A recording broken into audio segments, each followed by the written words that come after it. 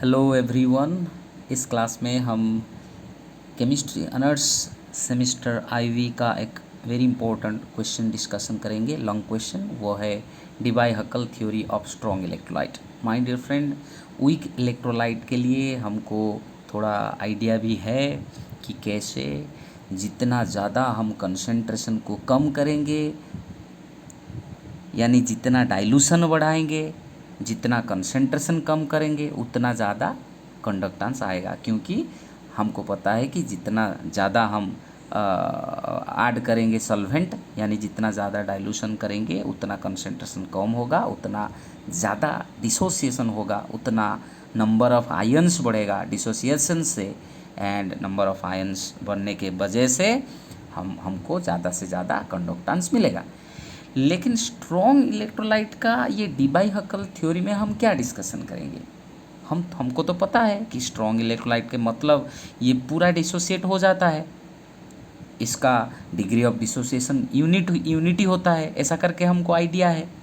फिर भी theoretical and experimental data में क्यों इतना चेंज आता है। पर्टिकुलरली अगर हर एक कंसंट्रेशन में एक स्ट्रॉन्ग इलेक्ट्रोलाइट कंप्लीट डिसोसिएटेड है, इसका कंडक्टेंस किसी भी कंसंट्रेशन में वही ऑलमोस्ट सेम कंडक्टेंस दिखाना चाहिए, लेकिन ऐसा होता नहीं है।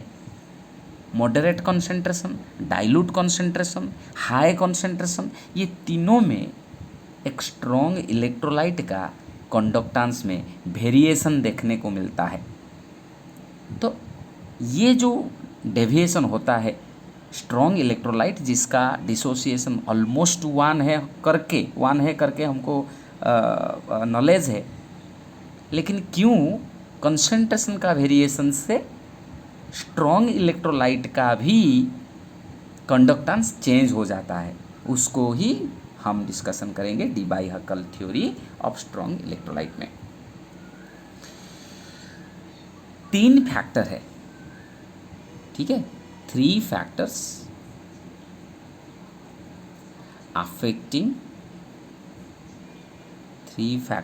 affecting the conductance of strong electrolytes। इसका इंट्रोडक्शन क्या देना है हमको, अभी मैं बोल दिया कैसे लिखना है ये लॉन्ग क्वेश्चन को। फिर हमको दिखाना है कि कैसे ये 3 फैक्टर स्ट्रॉन्ग इलेक्ट्रोलाइट का कंडक्टेंस को अफेक्ट करते हैं। 3 factors affecting the conductance of strong electrolyte. First one is asymmetric effect.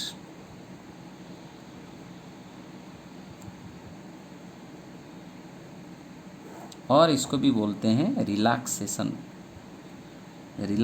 Effect. ठीक है, क्या होता है माय डियर फ्रेंड, होता क्या है कि अगर हमारे पास एक वेसल है, इस वेसल में हम एक स्ट्रॉन्ग इलेक्ट्रोलाइट का सॉल्यूशन रखा हुआ है।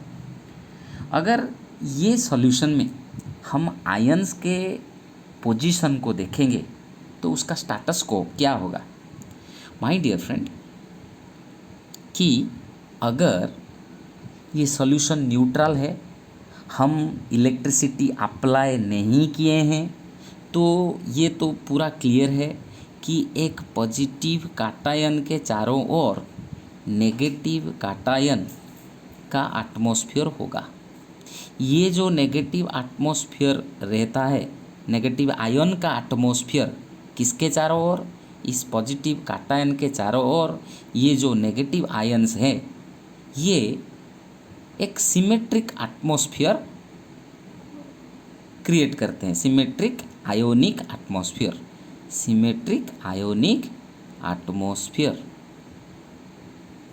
ठीक है माय डियर फ्रेंड्स, लेकिन होता ये है जब हम अभी उस सॉल्यूशन में इलेक्ट्रिसिटी अप्लाई कर देंगे तो क्या होगा। अगर जब हम इलेक्ट्रिसिटी अप्लाई नहीं किए थे कि ये जो पॉजिटिव चार्ज है इसके चारों ओर सेम डिस्टेंस में ये जो सिमेट्रिक आयोनिक एटमॉस्फेयर था, हर एक डायरेक्शन से इक्वल फोर्स इस काटायन के ऊपर पड़ता था, इसलिए इसके ऊपर नेट फोर्स 0 होता था। लेकिन अगर हम इलेक्ट्रिसिटी अप्लाई कर देंगे तो वो एक अलग सा केस होगा। यानी अगर मैं इसको बना दूं पॉजिटिव यानी एनोड एंड और एक ले लूं जो है कैथोड, जो बैटरी का पॉजिटिव पोल से कनेक्टेड होगा वो होगा एनोड एंड जो बैटरी का नेगेटिव पोल के साथ कनेक्ट होगा वो होगा कैथोड। यानी ये जो वाला इलेक्ट्रोड है प्लस, ये है माइनस। ठीक है माय डियर फ्रेंड, ये जो हम देख रहे थे जब इलेक्ट्रिसिटी अप्लाई नहीं किए थे तो कोई भी एक आयन, इधर भी वैसा ही होगा ना, एक काटायन के चारों ओर माइनस माइनस माइनस माइनस। ठीक उसी तरह एक माइनस आयन यानी अनायन के चारों ओर भी काटायन भी रहेगा जब इलेक्ट्रिसिटी अप्लाई नहीं हुआ है। ठीक है, लेकिन क्या होगा अगर इलेक्ट्रिसिटी ऐसे करके हम अप्लाई कर देंगे तो ये होगा कि जब इलेक्ट्रिसिटी अप्लाई कर देंगे, ये होता है क्या है, ये कैथोड है, सॉरी एनोड है, एनोड के पास आएंगे अनायंस एंड कैथोड के पास जाएंगे काटायंस। ठीक है, तो अभी ये जो हम बोल रहे थे एक सिमेट्रिक आयोनिक एटमॉस्फेयर है जिसमें ये वाला स्पीयर को हम जनरली कंसिडर करके आगे बढ़ेंगे ताकि हमको, और ये जो नेगेटिव आयन का जो एटमॉस्फेयर है, ये नेगेटिव आयन के चारों ओर जो पॉजिटिव आयन का एटमॉस्फेयर है, इसको समझने में कोई दिक्कत नहीं होगा। हम इसको कंसिडर करते हैं समझने के लिए, जिसमें एक पॉजिटिव काटायन के चारों ओर नेगेटिव आयन का एटमॉस्फेयर है। इस सिमेट्रिक आयोनिक एटमॉस्फेयर जब इलेक्ट्रिसिटी के इन्फ्लुएंस में आता है, क्या होता है कि ये जो नेगेटिव है वो किधर चलेंगे, नेगेटिव आयन जो है वो पॉजिटिव इलेक्ट्रोड के ओर चलेंगे एंड जो पॉजिटिव काटायन है वो नेगेटिव इलेक्ट्रोड के ओर चलेगा। इसलिए क्या होगा माय डियर फ्रेंड कि ये जो नेगेटिव आयन है ये जब पॉजिटिव इलेक्ट्रोड के ओर चलेंगे तो ज़्यादा से ज़्यादा नेगेटिव आयन ऐसे करके पीछे आ जाएंगे और ये जो पॉजिटिव आयन है ये जो काटायन है ये कैथोड के ओर, ये जो आनायन है एनोड के ओर। यानी इसको हम इधर दिखाएंगे, मतलब कि जब आनायन बहुत सारे चले आएंगे एनोड के ओर, ये जो सिमेट्रिक एटमॉस्फेयर था वो डिस्टर्ब हो जाएगा, ऐसे करके डिस्टर्ब हो जाएगा। यानी इसके पीछे, जो काटायन के पीछे ज़्यादा आनायन रह जाएगा और ये स्फेरिकल नहीं रहेगा, ये सिमेट्रिक नहीं रहेगा, ये बन जाएगा asymmetric ionic atmosphere. Asymmetric ionic atmosphere कब एसिमेट्रिक बन गया, जब हम इलेक्ट्रिसिटी ये तो था सिमेट्रिक, जब इधर हम इलेक्ट्रिसिटी अप्लाई कर देंगे तो ये जो सिमेट्रिक है ऐसे करके asymmetric effect, asymmetric atmospheric, asymmetric ionic atmosphere हमको दे देगा। होगा क्या, इससे हमको क्या डिफरेंस आएगा? डिफरेंस ये है कि जब ये आयन पीछे चलते हैं, ये आनायन जब एनोड के ओर चलते हैं, ये भी इस काटायन को खुद के ओर खींचेंगे क्योंकि आनायन हमेशा काटायन को अट्रैक्ट करता है। ये जब आनायन एनोड के ओर चलते हैं तो ये काटायन लेकिन चाहता है कि कैथोड के ओर चलने के लिए, लेकिन ये जो आनायन आते हैं एनोड के ओर, ये इस काटायन को खींचते हैं। यानी ये काटायन इजीली, जितने इजीली इस कैथोड के पास जाना चाहता है उतने इजीली नहीं जा पाएगा, क्योंकि ये आनायन जब एनोड के ओर आते हैं ये काटायन को भी अट्रैक्ट करते हैं। यानी ये जो आयोनिक एटमॉस्फेयर सिमेट्री से जब एसिमेट्रिक हो जाता है, ये एसिमेट्रिक एटमॉस्फेयर काटायन का और फिर कोई भी आयन का रिलेटिव स्पीड को कम कर देता है, इसीलिए कंडक्टेंस में भी चेंज हो जाता है, वेरिएशन आ जाता है, क्योंकि जितने इजीली एक आयन इलेक्ट्रोड के पास पहुंच जाएगा उतना इजीली और उतना ज़्यादा कंडक्टेंस आएगा। ये इंटर आयोनिक इफेक्ट इसको बोलते हैं। क्या बोलते हैं हम इसको? Inter ionic effect. ठीक है, ओके। ये था हमारे लिए एसिमेट्रिक इफेक्ट। फिर इसको रिलैक्सेशन इफेक्ट क्यों हम बोलते हैं? इसको रिलैक्सेशन इफेक्ट क्यों हम बोलते हैं माय डियर फ्रेंड? इसीलिए कि जब ये वाला जो था सिमेट्रिक आयोनिक एटमॉस्फेयर, ये तो डिस्टर्ब हो जाएगा जब हम इलेक्ट्रिसिटी इधर अप्लाई कर देंगे, क्योंकि आनायन चलेंगे एनोड के ओर और काटायन चलेगा कैथोड के ओर। लेकिन एक सिमेट्रिक आयोनिक एटमॉस्फेयर से एसिमेट्रिक हो जाने के बाद जब ये थोड़ा राइट के ओर चलता है, इधर ये जो जिधर जो ये तो आनायन जो है वो किधर चलेंगे? एनोड के ओर। तो ये जो कैटायन है ये कैथोड के ओर चलेगा। जब कैटायन राइट के ओर यानी कैथोड के ओर चलेगा, एक एसिमेट्रिक आयोनिक एटमॉस्फेयर से इसका नियर बाय, इसके पास वाला आनायन के अंदर ऐसे घुस जाएगा कि वो भी एक सिमेट्रिक आयोनिक एटमॉस्फेयर दे देगा। यानी पहले तो सिमेट्रिक था, फिर एसिमेट्रिक बन गया जब हम इलेक्ट्रिसिटी अप्लाई कर दिए, फिर जब राइट को जाएगा और एक सिमेट्रिक एटमॉस्फेयर उसको मिल जाएगा। यानी एक सिमेट्रिक इफेक्ट से जो पहले एसिमेट्रिक को आया, फिर एसिमेट्रिक एटमॉस्फेयर से फिर एक सिमेट्रिक एटमॉस्फेयर को जाता है, ये जो टाइम गैप रहता है इसको बोलते हैं रिलैक्सेशन। इसीलिए ये जो एसिमेट्रिक इफेक्ट को बोलते हैं हम रिलैक्सेशन इफेक्ट। ठीक है, ये था पहले वाला फैक्टर जिसको लेके एक इलेक्ट्रोलाइट का कंडक्टेंस वेरी होता है डिपेंडिंग ऑन ये जो आयोनिक एटमॉस्फेयर कैसे और एक डिफरेंट आयन का स्पीड को अफेक्ट करते हैं। Next factor my dear friend आता है इलेक्ट्रोफोरिक इफेक्ट। क्या आता है? Electrophoric effect.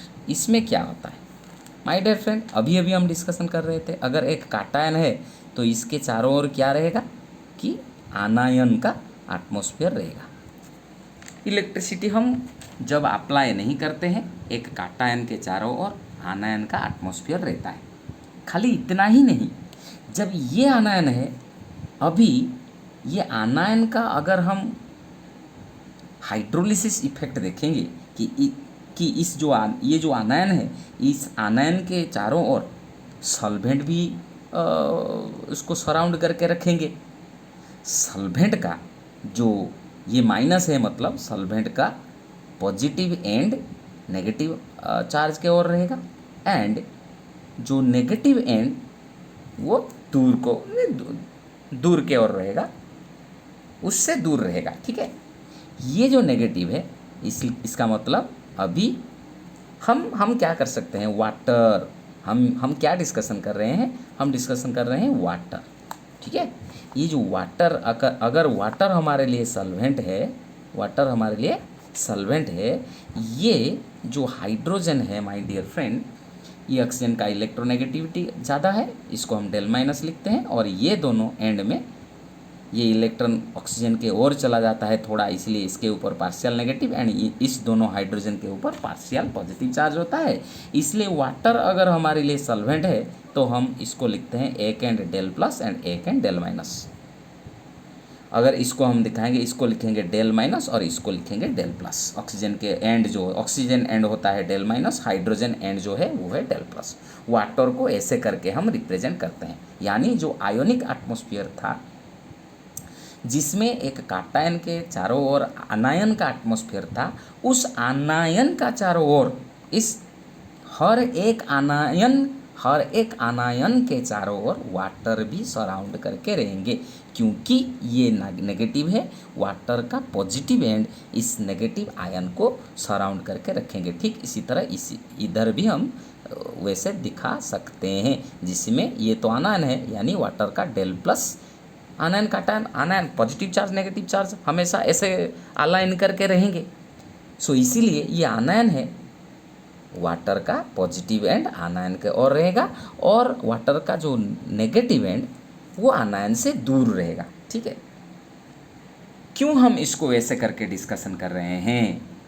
ऐसे करके डिस्कशन इसीलिए कर रहे हैं, पहले तो हम देख रहे थे कि इलेक्ट्रिसिटी का अप्लाई होने से कैसे काटायन एंड आनायन के ऊपर different force symmetric ionic atmosphere से एसिमेट्रिक आयोनिक एटमॉस्फेयर जब होता है, कैसे एक नॉर्मल स्पीड जो होना चाहिए एक काटायन का ऐसा होता नहीं है, पीछे जो आयन रह जाते हैं उसको खींच के स्पीड कम कर देते हैं, एक काटायन हो या फिर आनायन हो।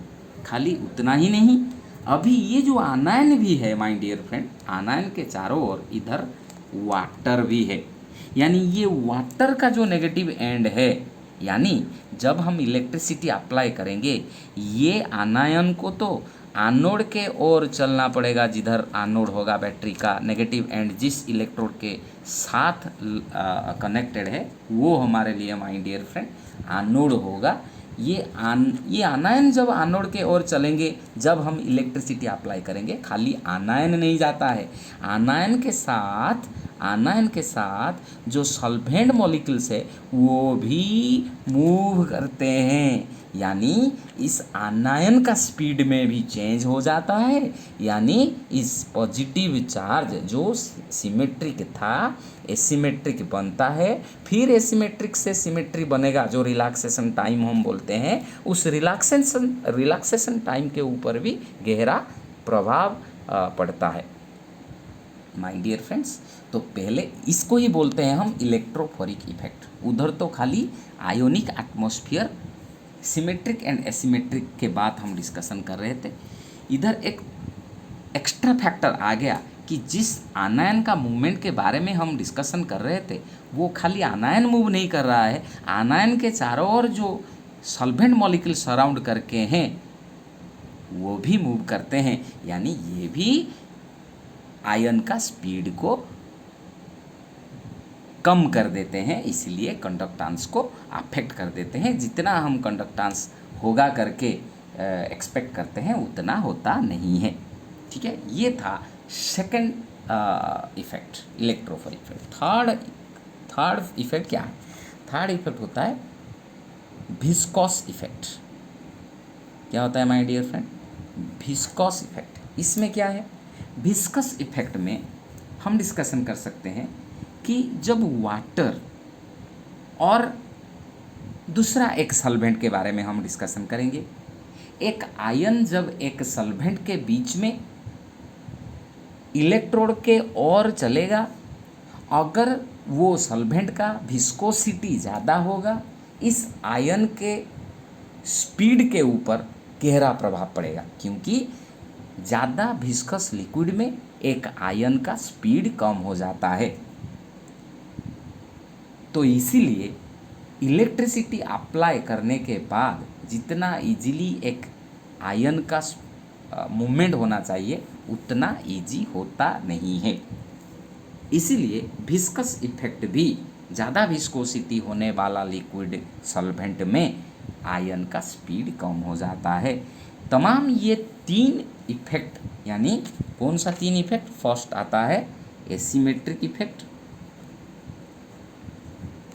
सेकंड आता है इलेक्ट्रोफोरेटिक इफेक्ट, एंड थर्ड जो हमारे लिए आता है वो है विस्कस इफेक्ट।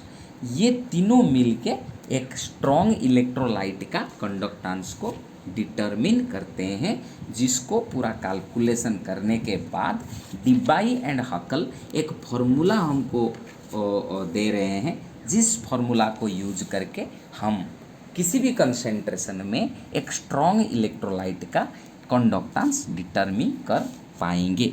वो बोलते हैं लैम्ब्डा एम यानी molar conductance of any electrolyte at any concentration should be equal to molar conductance of the electrolyte at zero concentration. Zero concentration is nothing but infinite dilution minus बोलते हैं वो 82.4 by ये होता है उसका dielectric constant D T to the power half यानी root over, and इधर रहता है coefficient of viscosity of the liquid.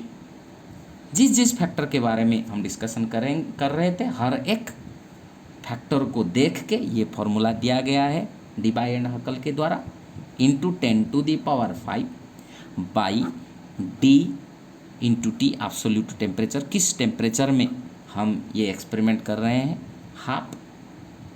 इधर रहता है लैम्ब्डा एम नॉट और एक बार, ठीक है, लैम्ब्डा एम नॉट और एक बार, और बाहर रहता है रूट सी यानी कॉन्सेंट्रेशन ऑफ द लिक्विड। किस कंसेंट्रेशन में हम एक्सपेरिमेंट कर रहे हैं, उस स्ट्रॉन्ग इलेक्ट्रोलाइट का molar conductance at infinite dilution या फिर molar conductance at zero concentration क्या है, ठीक है। एंड डी होता है डाई इलेक्ट्रिक कांस्टेंट, जितना ज़्यादा होगा, जैसे कि वाटर का 80 होता है डाई इलेक्ट्रिक कांस्टेंट, ठीक है। टी होता है absolute temperature my dear friend. C होता है कंसंट्रेशन, टी होता है, ये जो टी है ये टी होता है टेम्परेचर माय डियर फ्रेंड। ये होता है molar conductance at zero concentration और इनफाइनाइट डाइल्यूशन। ये होता है जिसको हमको डिटरमिन करना है molar conductance at any concentration at any temperature और एट गिवन टेम्परेचर। मोलार ये क्या होता है, molar conductance of the strong electrolyte, molar conductance of the strong electrolyte at any given concentration and temperature if the dielectric constant of the solvent is given to us or is known to us and molar conductance at infinite dilution of the same electrolyte is available to us, then we can calculate the molar conductance of the electrolyte in by applying this formula. Okay, अगर कोई एक temperature and कोई एक यानी solvent के बारे में, fix solvent के बारे में बोलेंगे, तो ये जो फॉर्मूला है ये तो हर एक गिवन सॉल्वेंट के लिए डाइलेक्ट्रिक कांस्टेंट हमारे लिए कांस्टेंट हो जाएगा। एक गिवन टेम्परेचर के लिए ये भी टेम्परेचर हमारा कांस्टेंट बन जाएगा, उसका कोफिशिएंट ऑफ विस्कोसिटी भी कांस्टेंट बन जाएगा। यानी ये जो टर्म है पूरा का पूरा 82.4 बाई ये एंड कोफिशिएंट विस्कोसिटी, ये पूरा कांस्टेंट बन जाएगा ये टर्म, जिसको हम बोलेंगे कांस्टेंट ए। एक कैपिटल लेटर ए को लेके इस कांस्टेंट को एक्सप्रेस करेंगे। ठीक उसी तरह इधर 8.20 इंटू 10.5 डी टी, ये जो टर्म है बी, इसको हम एक कांस्टेंट लेंगे बी, ये बनता है कांस्टेंट ए, ये बनता है बी, यानी lambda M is equal to lambda M naught minus A plus B lambda M naught root C बन जाएगा। ये इक्वेशन क्या बन जाएगा, lambda m molar conductance of the electrolyte at any concentration should be equal to lambda m 0 minus a plus b lambda m 0 root C. ये बन जाएगा आपके लिए इक्वेशन, ठीक है, ये बन जाएगा आपके लिए इक्वेशन। अगर हम वाटर के बारे में बोलेंगे, for water my dear friend, for water क्या बन जाएगा, फॉर वाटर हमारे लिए बन जाएगा lambda M is equal to lambda M naught minus 60.2 plus 0.229 lambda M naught root C. ये बन जाएगा आपके लिए इक्वेशन, ठीक है, वाटर के लिए। ये जो ए एंड बी, ये होता है वाटर के लिए ए एंड ये होता है वाटर के लिए बी, ठीक है। ये जो फर्स्ट जो हम बोल रहे थे, ये वाला जो ब्रैकेट के अंदर ये वाला जो टर्म है, ये इलेक्ट्रोफोरिक इफेक्ट को, ये जो फर्स्ट वाला टर्म, ये जो 82.4 है, जिसमें ये डाइलेक्ट्रिक कांस्टेंट टेम्परेचर है, कोफिशिएंट विस्कोसिटी है, ये पूरा हमको देता है first term in the bracket, first term in bracket. ये किसके बारे में हमको बोलता है, इस फॉर्मूला को हमको एक्सप्लेन करना है लॉन्ग क्वेश्चन में, ठीक है। ये देता है हमको इलेक्ट्रोफोरेटिक इफेक्ट, ये हमको देता है the first term in the bracket gives a measure of the electrophoretic effect. जो सेकंड टर्म होता है वो ये वाला जो सेकंड टर्म होता है, ये सेकंड टर्म हमको क्या देता है my dear friend, asymmetric effect. क्या देता है my dear friend, asymmetric effect, ठीक है। अगर ये जो इसको छोटा करके वाटर के लिए ये जो हमारे लिए मिल गया है और एनी सॉल्वेंट के लिए ये जो फॉर्मूला हमको मिल गया है, ये थोड़ा नहीं होता है हमारे लिए, y इज इक्वल टू, ये तो एक कांस्टेंट है c, ये माइनस एम एक्स पकड़ लेते हैं, माइनस एम एक्स प्लस सी किसके लिए, ये एक कांस्टेंट टर्म है c, लेकिन इधर माइनस है, ये बन जाएगा हमारे लिए minus M negative slope and root C बन जाएगा x, so minus M X, ये बन जाएगा हमारे लिए y, ये हमारे लिए y है, ये माइनस एम एक्स है, ये c है, इसलिए हमारे लिए एक straight line equation slope form में मिल जाता है। अगर ये इक्वेशन ट्रू है, इसको लेके अगर कोई भी सॉल्वेंट में अप्लाई करेंगे तो हमको एक स्ट्रेट लाइन देना चाहिए। जैसे कि हमको मिला भी वही है कि अगर हम इधर मोलार कंडक्टेंस लेंगे एंड इधर रूट सी लेंगे, कंसंट्रेशन लेंगे, ये x होता है ना y वर्सेस x, क्योंकि ये y जो है लैम्बडा m के लिए, ये माइनस m है, ये x है, सो y वर्सेस x का ग्राफ हम ले रहे हैं। तो हमारे डिफरेंट इलेक्ट्रोलाइट के लिए, स्ट्रॉन्ग इलेक्ट्रोलाइट के लिए हमको वही नेगेटिव स्लोप का ग्राफ मिलना चाहिए, यानी ऐसे करके कुछ इलेक्ट्रोलाइट्स के लिए हमको मिला भी वही है, जैसे कि ये HCl के लिए मिला है, ये KCl के लिए मिला है, ये सिल्वर नाइट्रेट के लिए मिला है ना, हमको नेगेटिव स्लोप का ग्राफ मिल रहा है, यानी ये जो हमारे लिए इक्वेशन है ये हमारे लिए ट्रू है, ठीक है। ऐसे करके हमको इसका लॉन्ग क्वेश्चन लिखना है। Thank you so much. अगर किसी भी पॉइंट में आपका डाउट है तो हम डिस्कशन कर सकते हैं ग्रुप में, will discuss in the next class.